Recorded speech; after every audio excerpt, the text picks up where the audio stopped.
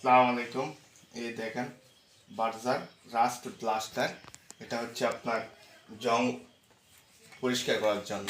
রডে যে জং আসে না, লোহা, সকল লোহা জং পরিষ্কার করার জন্য এই রাস্ট প্লাস্টার কেমিক্যাল প্রয়োগ করতে হবে, অ্যাপ্লাই করতে হবে।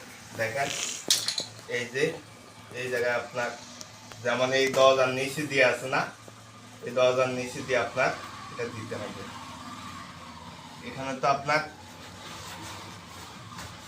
এই মেশিন যাবে না, বা হাত দিয়ে সিঁড়ি দিয়ে বসা দিলে 100% আপনার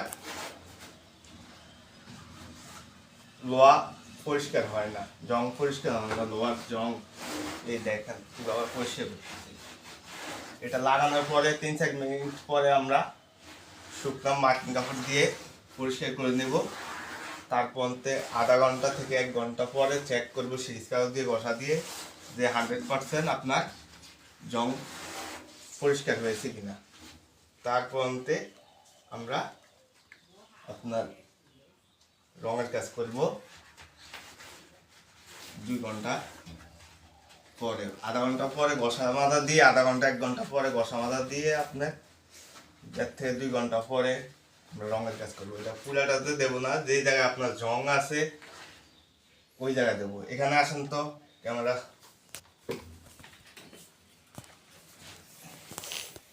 এই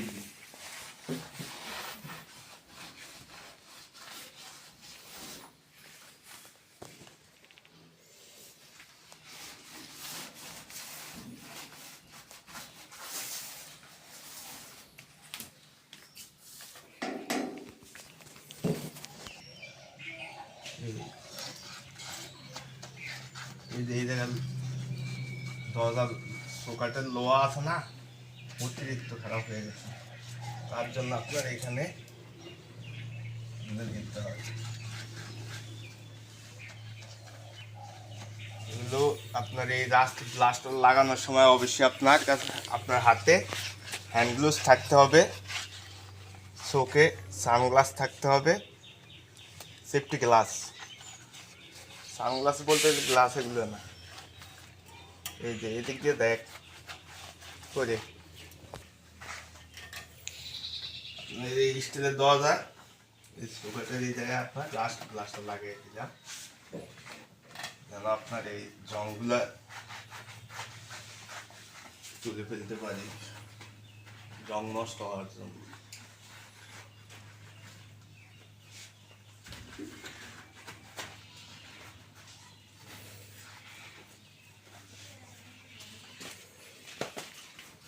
এবার আর অল্প একটু দেখেন এই আরেকটি স্টিলের দরজা, ওটা নিচে দিয়ে আমরা দিয়ে দিতে আছে। প্রত্যেকটা স্টিলের দরজা কেসি গেট আপনার নিচে দেওয়া যে জায়গায় খারাপ হয়ে যায়, দেখা যাচ্ছে সিরিজ দিয়ে করলে আপনার 100% জং পরিষ্কার হবে। তার জন্য আপনার গ্লাসটা লাগাতেই হবে।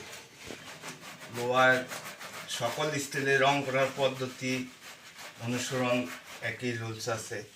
এই রুলস যদি না মানেন, আপনি যদি কোয়ালিটিগত কাজ না করান, কে কমে বলে তার পিছু দৌড়ান, তাহলে কি হইব?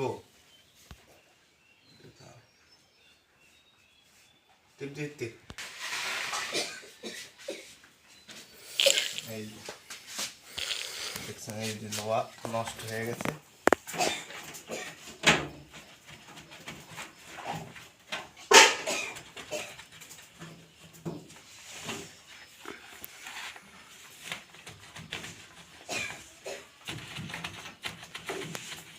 এই রাস্ট ব্লাস্টার লাগানোর সময় সরাসরি লাগাতে হবে, এটার সাথে কোনো পানি মিশ্রণ করা যাবে না, পানি বা অন্য কোনো কিছু মিশ্রণ করা যাবে না। এবার ছাদের রড হোক, আর দেখা যাচ্ছে অনেক ছাদের ঢালাই করছে রড, দেখা যাইতেছে এখন কি করে এই জং বানানো পরিষ্কার করে এই ব্যবহার করতে হবে। আমার দেখাই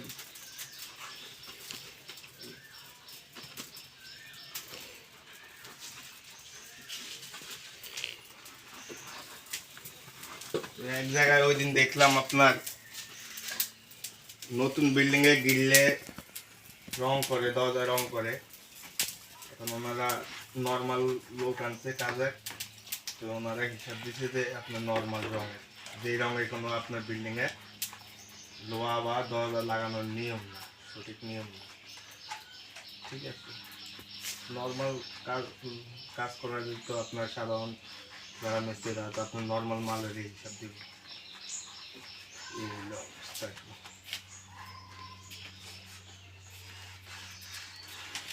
এই বাবা সকল জায়গায় করে নেবেন, তা আপনাদেরকে দেখাইলাম। সুপ্রিম ব্র্যান্ড, ভালো লাগলে আসবেন, নাহলে আসবেন না। স্বল্প পয়সায় কাজ করি না, এটাই আর কি।